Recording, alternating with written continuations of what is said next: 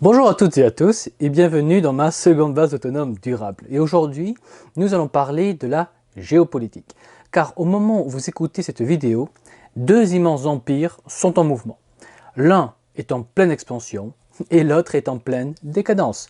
Et si l'histoire du monde nous apprend une chose, eh bien c'est que lorsqu'un empire recule et un autre empire monte, eh bien ça finit toujours, je dis bien toujours, en une lutte à mort entre les deux empires. Donc oui, on parle clairement de guerre. Alors, vous l'aurez compris, je parle de l'empire chinois montant et de l'empire américain descendant. Alors on a déjà une guerre économique larvée qui s'assume, on va dire, de plus en plus entre ces deux pays.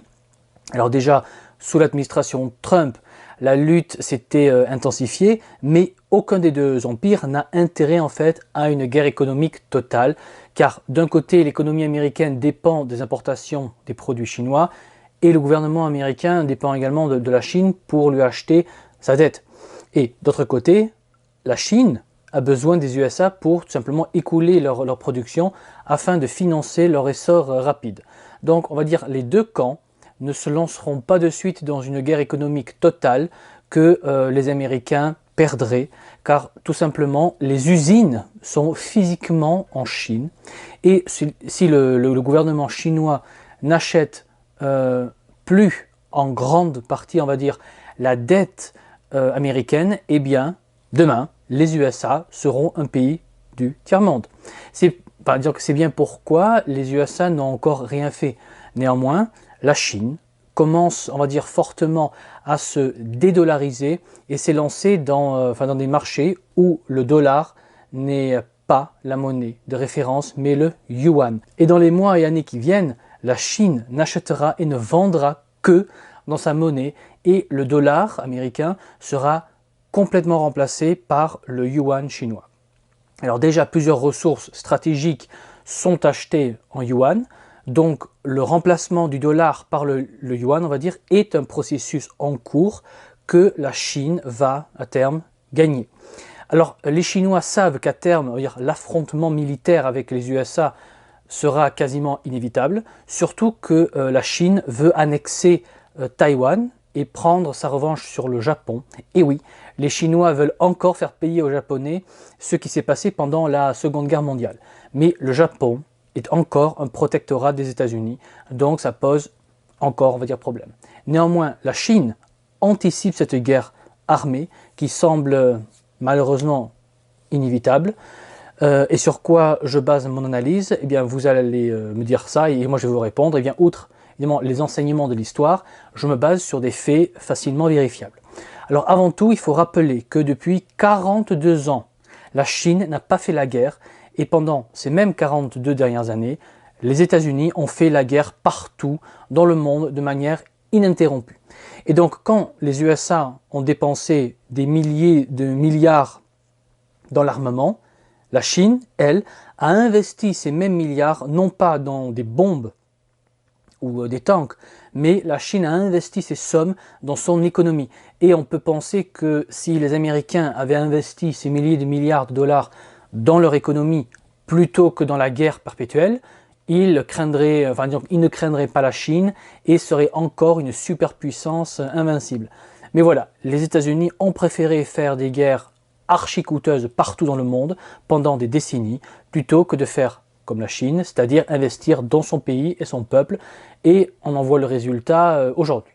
Donc d'un point de vue militaire, l'armée américaine est pour le moment logiquement plus puissante et plus expérimentée que l'armée chinoise, qui n'a fait que quelques missions avec les casques bleus ou Nations Unies ici et là en Afrique. Donc si la Chine anticipe une guerre avec l'empire décadent et descendant des Américains, logiquement, rationnellement, on peut penser qu'elle va investir massivement dans son armée. Ce serait une indication, on va dire, claire, car la Chine a la bombe atomique, donc ne craint en théorie pas une attaque sur son sol, et personne ne menace officiellement militairement la Chine. Donc en soi, investir dans son armée ne semblerait pas une priorité pour la Chine, et pourtant, le budget militaire de la Chine en 2021 va passer à 175 milliards d'euros, soit une hausse de près de 7% dans un contexte de tensions persistantes avec les États-Unis. Et l'an dernier, donc 2020, la Chine avait aussi augmenté son budget militaire de 6,6%. Pour parler clairement, on va dire la Chine prévoit de dépenser 1355 milliards de yuan, soit 209 milliards de dollars ou 175 milliards d'euros pour sa défense, ce qui reste 3 à 4 fois inférieur aux dépenses de Washington. Alors on sait aussi que la Chine, qui possède déjà 2 porte-avions, le je crois que ça s'appelle, excusez-moi si je le prononce mal, le Liaoning et le Shandong, et le second est de conception 100% chinoise, et la Chine en ce moment en construit un troisième porte-avions qui sera bientôt opérationnel, et on sait qu'un porte-avions ne sert en général pas pour la défense, mais sert pour l'attaque. Même chez nous, tout simplement quand nous on se mettait à menacer un pays, on envoyait le porte-avions, le Charles de Gaulle. Donc si la Chine construit des porte-avions, c'est un signal très clair qu'on ne doit pas ignorer. Alors pour info, la marine chinoise a aussi mis en service un nouveau destroyer de type O055 si je ne me trompe pas.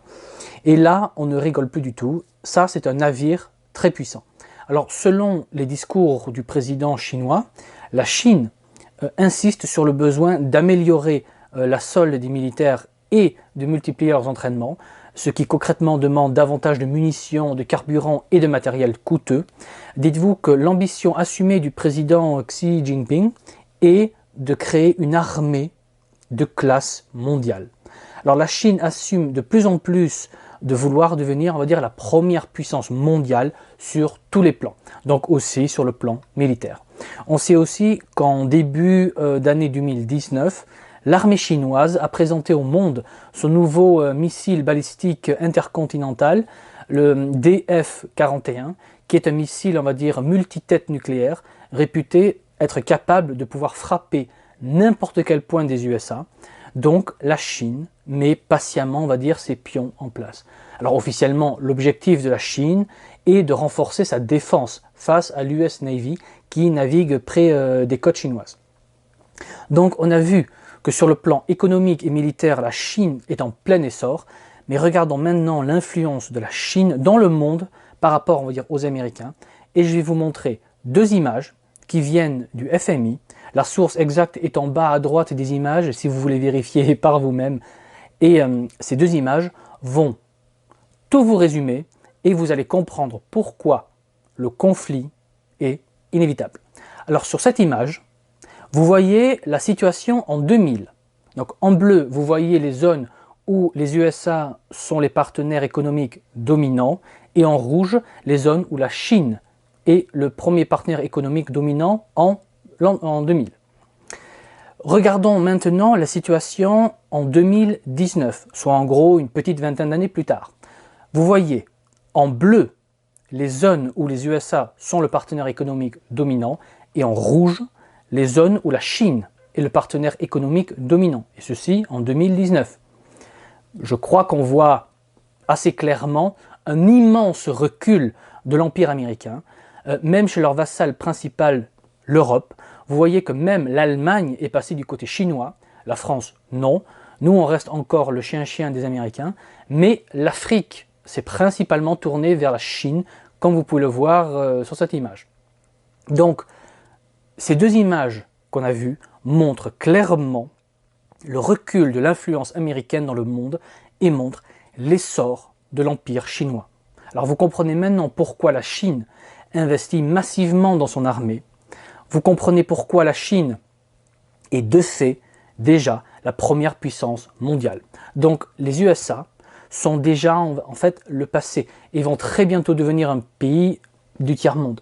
Car dès que la Chine est prête, elle coupe le robinet et elle remplacera le dollar.